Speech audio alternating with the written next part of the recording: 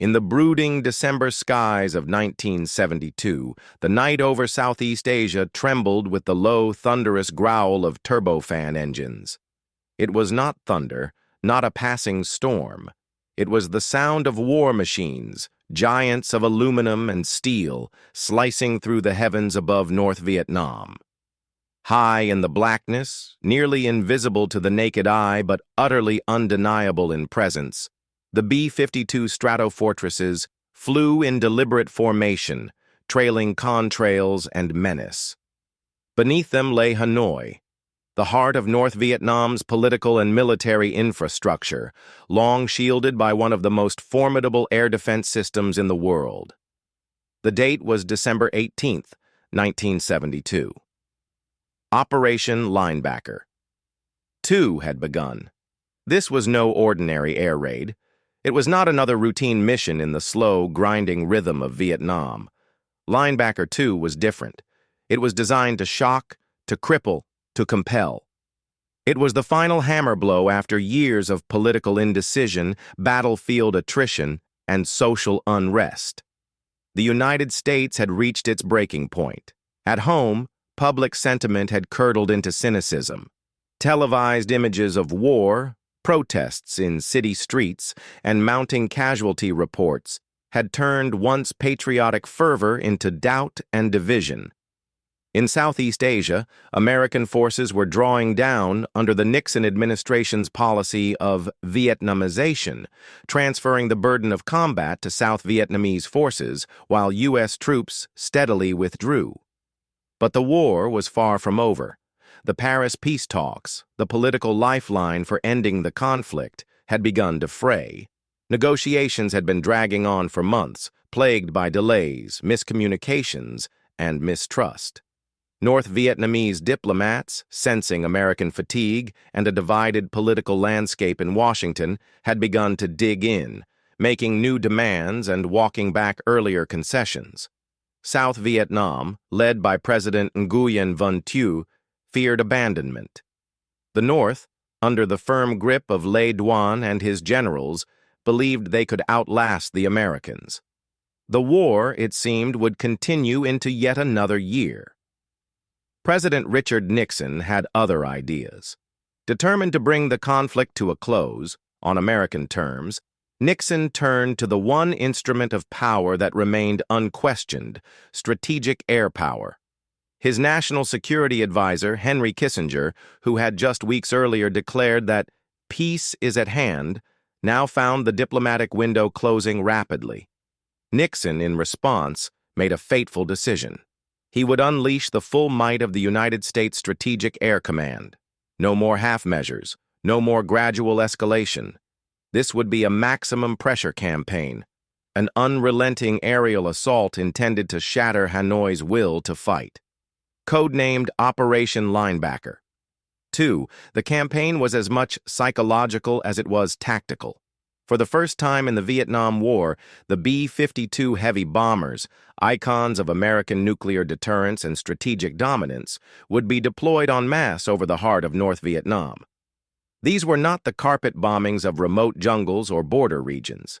This was a strike into the very nerve center of the North Vietnamese war machine, Hanoi, Haiphong, and the surrounding industrial, military, and logistical complexes that sustained the enemy's war effort. The B-52s, with their imposing wingspans and immense payloads, had become the symbol of overwhelming American power. Capable of carrying up to 70,000 pounds of bombs, each aircraft functioned as a flying arsenal, able to obliterate entire city blocks with a single run. Yet they were also vulnerable, lumbering targets in a sky filled with radar, anti-aircraft artillery, and a network of Soviet-supplied surface-to-air missile (SAM) sites. North Vietnam's air defense system was the most heavily fortified outside of the Soviet Union itself. In the past, U.S. commanders had been cautious, reluctant to expose the prized B-52 fleet to such danger. Now, caution was cast aside. On the evening of December 18th, waves of B-52s lifted off from Andersen Air Force Base in Guam and U Tapao in Thailand, joined by swarms of support aircraft. F-4 Phantoms, EB-66 electronic warfare planes, KC-135 refueling tankers, and Wild Weasel squadrons tasked with hunting enemy radar. The formation stretched across the sky like a metal armada, a choreographed display of power and precision. Each bomber was assigned a target. Every path had been calculated. Every risk weighed. Inside the cockpits, the crews, many of whom were on their first combat missions, sat with stoic determination. They had trained for this, but nothing could fully prepare them for what awaited. The mission profiles were long and exhausting, often exceeding 12 hours, and required in-flight refueling, flawless coordination, and unshakable nerve. They would be flying straight into the teeth of enemy defenses. SAMs would rise to meet them. MiG interceptors would prowl the skies, and below, the anti-aircraft batteries would open up with murderous fury. The opening. Salvos of Operation Linebacker II were thunderous. Explosions lit up the night as bombs rained down on rail yards, power stations, radio transmitters, and airfields. Entire sections of Hanoi and Haiphong erupted into flames. Civil defense sirens howled across the cities. North Vietnamese citizens, long accustomed to American air raids, were stunned by the intensity and scale of the bombardment. This was no precision strike, it was shock and awe designed to overwhelm. But the North Vietnamese were not unprepared. SAM sites came alive almost immediately. Missiles streaked into the sky, their fiery tails cutting through the darkness. Dozens of B-52s were tracked and targeted by the dense web of radar-guided missiles. Crews watched helplessly as bright flashes exploded around them, shock waves shaking their aircraft. Some were hit. Some vanished from radar, never to be heard from again. For all its power, the B-52 was not invincible. The cost of the operation would be high. And yet, they pressed on. For 11 consecutive nights, excluding a brief Christmas pause, the bombing continued. Day and night, wave after wave of B-52s bore down on North Vietnam. By the time the final bombs fell on December 29th, over 700 sorties had been flown, dropping more than 20,000 tons of ordnance. More than a dozen B-52s had been lost. 93 airmen were killed, captured, or missing. It was the most sustained and intense strategic bombing campaign since World War II. But it worked. On January 15, 1973, just weeks after the last B-52s turned for home, North Vietnam returned to the negotiating table. On January 27th, the Paris Peace Accords were signed. The United States would withdraw its remaining forces. American POWs would be released. The Vietnam War, for the United States, was finally coming to an end. Linebacker II had broken the deadlock, but it came at a cost measured not just in aircraft and lives, but in controversy and memory. To some, it was a brutal necessity, a final hammer blow that forced peace. To others, it was a grim epilogue to a war that had already taken too much. In the quiet that followed, the skies over Hanoi were once again still. But the echoes of Linebacker II would resonate for decades. Strategically, Operation Linebacker II was a last resort, a colossal gamble by a superpower determined to bring a war-weary enemy to heel through sheer force of will. It was not subtle. It was not surgical. It was a hammer, an aerial bludgeon swung with brutal precision. The United States had exhausted nearly every diplomatic and conventional military tool at its disposal. Now, with negotiations in Paris collapsing and the credibility of American power on the line, the Nixon administration made a fateful decision: unleash the full might of the Strategic Air Command's most fearsome instrument, the B-52 Stratofortress. The B-52s were nicknamed Buffs by their crews, an affectionate yet biting acronym for Big Ugly Fat Fellows. Despite their ungainly appearance, these giants of the sky were engineered for strategic bombing campaigns on a global scale, built to carry nuclear or conventional payloads across continents. But in the years leading up to 1972, political caution had kept these heavy bombers far from North Vietnam's urban and industrial heartland. Washington had feared provoking the Soviet Union or drawing China more deeply into the conflict. The rules of engagement, shaped by years of Cold War diplomacy, had largely shielded Hanoi and Haiphong from the full fury of American air power. Now all of that restraint was gone. The gloves were off. This time, the mission was clear. Fly deep into the heart of North Vietnam, straight into its most heavily fortified territory, and dismantle the war-making infrastructure from the inside out. The goal was not just to destroy rail yards, power stations, and military depots.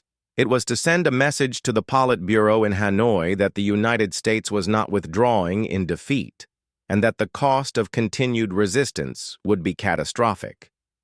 At Andersen Air Force Base on the Pacific island of Guam, and at Utapao Royal Thai Navy Airfield in Thailand, the largest concentration of B-52 bombers since the Cuban Missile Crisis was assembled.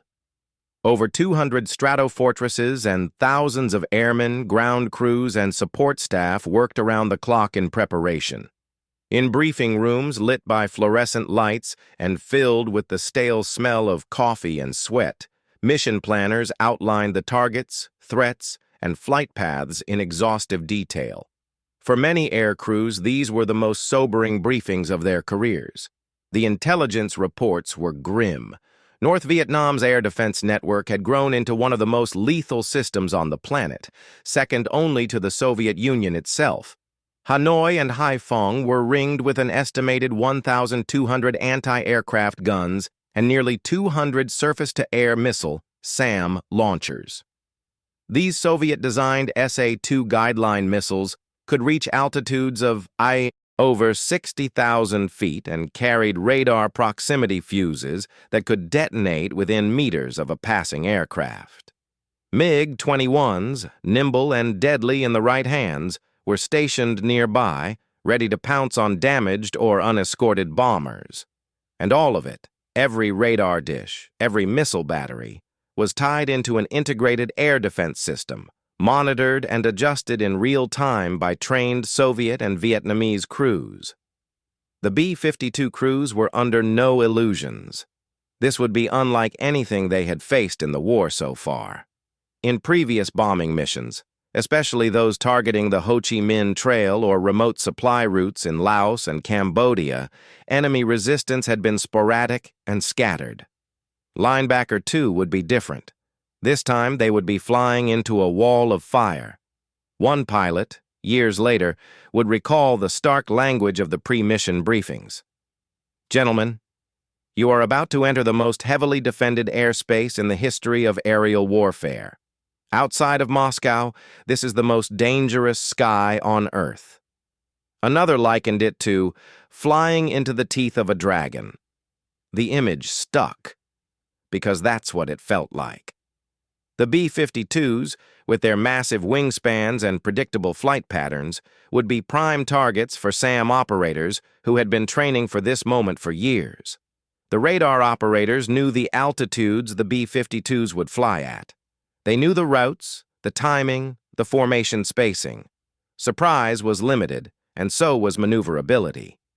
Unlike nimble fighter jets, the B-52s flew in long, straight lines during their bombing runs, making them slow-moving targets in a lethal gauntlet. Each mission was choreographed down to the minute. Tankers waited in designated refueling tracks. Escort fighters and electronic warfare aircraft flew ahead to jam enemy radar and suppress SAM sites. Yet for all the planning, once the bombers crossed into North Vietnamese airspace, each man was on his own. In the narrow confines of the B-52 cockpit, tension crackled like static electricity.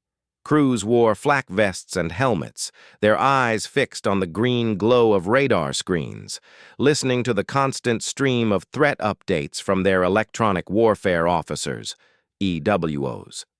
They braced for the inevitable, the moment when the radar warning receiver would scream to life and the deadly dance with missiles would begin. In the days leading up to the first wave, B-52 crews at Andersen and Utapao ran constant simulations. They practiced evasive maneuvers, reviewed emergency procedures, and recited bailout protocols. Some wrote letters home. Others slept fitfully, their dreams haunted by fireballs and spiraling aircraft. The veterans among them, those who had flown in earlier bombing campaigns, offered quiet reassurances.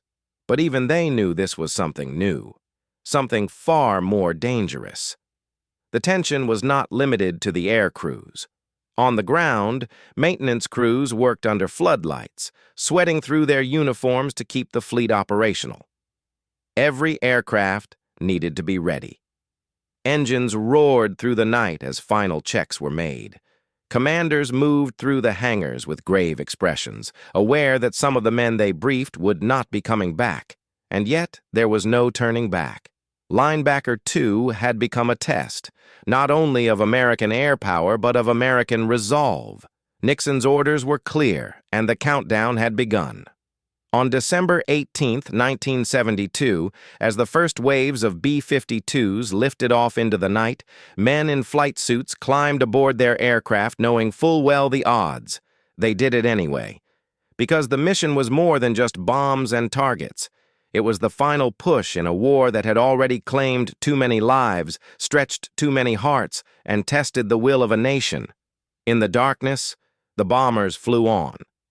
The first wave of Operation Linebacker II launched under the heavy veil of night on December 18, 1972.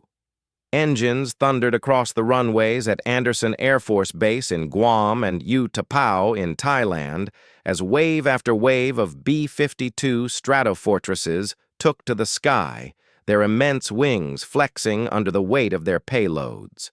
These were not test sorties or symbolic raids.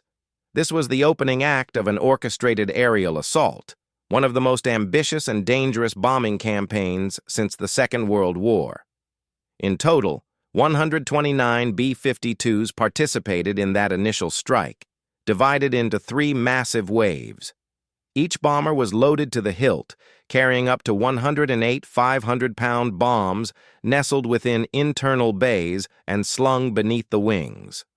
The targets were critical arteries of the North Vietnamese war machine, airfields that housed MiG interceptors, rail yards that funneled supplies to the front lines, electrical substations powering radar installations, communication hubs linking command centers across the country.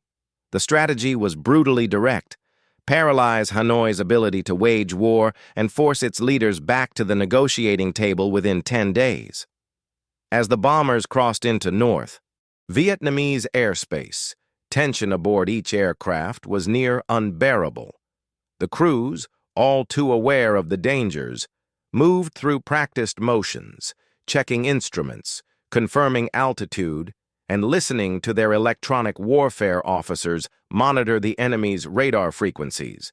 The lead aircraft in each cell provided navigational data to the others, keeping the formation tight and coordinated. At 35,000 feet, the B-52s flew straight and level, locked into their bombing corridors. There would be no evasive maneuvers. Not yet. Not until the bombs were released. Then the sky erupted. As the first wave approached Hanoi, the night was shattered by the sudden appearance of white-hot missiles arcing into the heavens. The North Vietnamese, fully alert and braced for the assault, had unleashed their surface-to-air missiles with ferocious intensity. Dozens of SAM sites fired simultaneously. The SA-2 guideline missiles, long, slender killers with a radar-guided eye, shot upward at speeds exceeding Mach 3, leaving trails of smoke and fire that clawed through the night like incandescent spears. Inside the cockpits, the warning lights flared to life. Klaxons screamed, "SAM launch! SAM launch!" echoed through headsets as radar warning receivers lit up with threat indicators. Despite the B-52's jamming pods and chaff, thin metallic strips ejected to confuse enemy radar, the defenses were overwhelmed. The enemy had prepared for this moment, had studied the bombers' altitudes, flight patterns, and vulnerabilities. The American tactics, rigidly structured for synchronized bombing accuracy, had inadvertently created a deadly rhythm the defenders could exploit. From the ground, it must have looked like a hellish fireworks display, missiles rising to meet bombers in eerie slow motion, explosions crackling in the clouds above, fragments of burning metal cascading toward the earth. Anti-aircraft artillery joined the cacophony, with hundreds of shells bursting in airbursts, blanketing the sky with hot shrapnel. Then, the unthinkable happened. Somewhere near the target zone, one of the B-52s, tail number 56-0676, call sign Charcoal 01, was struck. A SAM detonated beneath its left wing, severing the engine pod and crippling the hydraulic systems.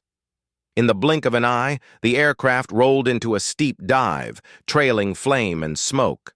The crew fought to stabilize her, but it was too late. Charcoal 01 disintegrated in the darkness, its broken body falling into the jungle below. 6 of the crew perished instantly. One managed to eject, his parachute opening against the flickering glow of distant fires. He would be captured hours later. The loss reverberated instantly through the formation. Every crew knew then, if they hadn't already, that this was no theoretical danger. This was war in its most intimate and terrifying form. There was no hiding in the darkness, no safety in altitude. The SAMs were finding their marks. Yet the bombers pressed on. Despite the growing casualty list, the mission continued with grim resolve. On this first night alone, 3 B-52s were lost. 2 over Hanoi, 1 on the outbound leg toward Thailand. More were damaged, limping home with holes punched through their fuselages, their crews stunned but alive. Several tail gunners reported near misses, the flash of a missile passing so close it lit the interior of the aircraft for a heartbeat. For some, it was a miracle they made it back at all. The bombing itself was devastating. Dozens of targets were struck with staggering precision. Craters bloomed across airfields and rail yards. Fire and smoke rose from industrial sites across the city, visible even from the high-altitude bombers as they turned to egress. But it had come at a price. Back at Anderson and Utapao, the returning crews were met with silence and searching eyes. Ground personnel counted each aircraft as it returned, breath held until the final B-52 touched down. When the tallies were in and the losses confirmed, it was clear. The enemy had drawn blood, and the mission, while tactically successful, had not achieved surprise. Within hours, SAC planners began adjusting tactics. They reviewed the radar jamming strategies, re-evaluated flight altitudes, and studied the patterns of SAM launches. The war planners in Saigon and Washington saw the data and understood that this campaign would be no simple show of force. The North Vietnamese had not crumbled under pressure. If anything, they had shown they were prepared to absorb punishment and respond in kind. But there was no turning back now. The first night had tested the steel of the American bomber force. More nights were coming. The next wave of airmen, some grizzled veterans, some wide-eyed rookies, would take off knowing exactly what waited for them over the Red River Valley, a sky filled with fire, a city cloaked in smoke, and an enemy whose resolve was as hardened as their own. And yet, even in the face of such danger, the mission stood. The B-52s would go back, again and again, because the order had been given, and the war was not over. B-52 tail gunner Sergeant Samuel Turner screamed into his intercom as a missile closed in, his voice drowned out by static and alarms. His pilot, Major Thomas Swank, desperately tried to maneuver, but the massive bomber could not evade fast enough. A blinding explosion tore through the aircraft's right wing. In a flash of fire and shrapnel, the giant bomber disintegrated, its pieces raining down into the jungles below. It was the first of many losses. The North Vietnamese, supplied with hundreds of Soviet SA-2 guideline missiles and radar systems, proved formidable. In the first 3 nights alone, 10 B-52s were shot down. 33 American airmen were killed or captured. The losses were staggering, and morale among bomber crews began to crack. But the bombing continued. Back in Washington, the political pressure on Nixon was intense. Peace activists and politicians decried the bombing campaign as savage and excessive. Footage of flaming B-52 wreckage played across television screens, fueling national outrage. Yet Nixon remained resolute. He believed that only such unrelenting force would bring Hanoi to heel. "They've got to believe that we will do whatever it takes," he told Henry Kissinger. Meanwhile, in Hanoi, the mood was shifting. Civilians huddled in bomb shelters as wave after wave of B-52s roared overhead. Entire neighborhoods were leveled. The Yen Vian rail yard, the Kin No power plant, the Tai Nguyen iron works, all lay in ruins. Smoke rose for miles. The sheer power and persistence of the bombing campaign shocked even hardened Politburo members. As the days wore on, American air strategy evolved. To reduce losses, flight paths became less predictable. Electronic countermeasures were refined.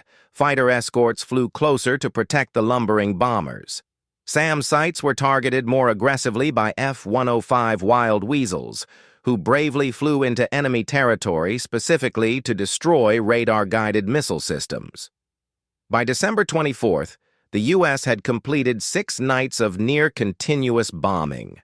On Christmas Day, a temporary 36-hour pause was observed, both as a humanitarian gesture and to evaluate the effectiveness of the campaign.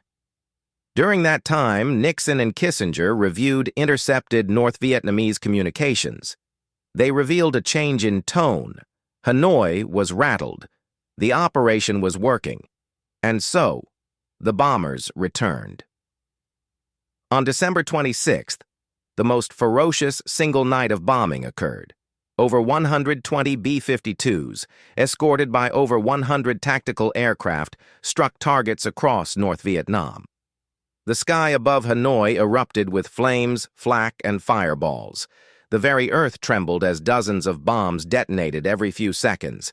It was a scene from hell, one that few who experienced it ever forgot. Despite intense resistance, the B-52s pressed on. U.S. losses diminished as tactics improved. North Vietnamese SAM operators, running low on missiles and exhausted from continuous fighting, struggled to maintain effective coverage. The tide had turned. By December 29th, North Vietnam sent word to Washington through back channels. They were ready to resume peace talks without preconditions. Nixon had achieved his objective. The sheer scale and ruthlessness of Linebacker II had broken their will to resist. On January 15, 1973, Nixon ordered a halt to all bombing in North Vietnam. 12 days of terror had achieved what years of negotiations had not. The Paris Peace Accords were signed later that month, and by March, American combat troops were leaving Vietnam.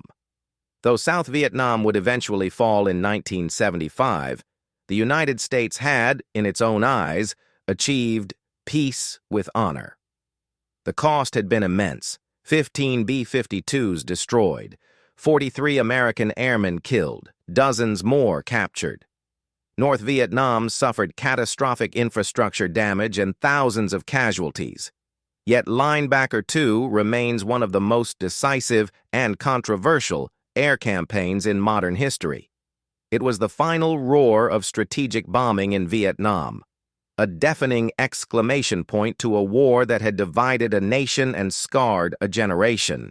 And as the B-52s flew back to base one last time, streaking over the South China Sea beneath a burning sunrise, the echoes of Linebacker II would resonate in military history forever.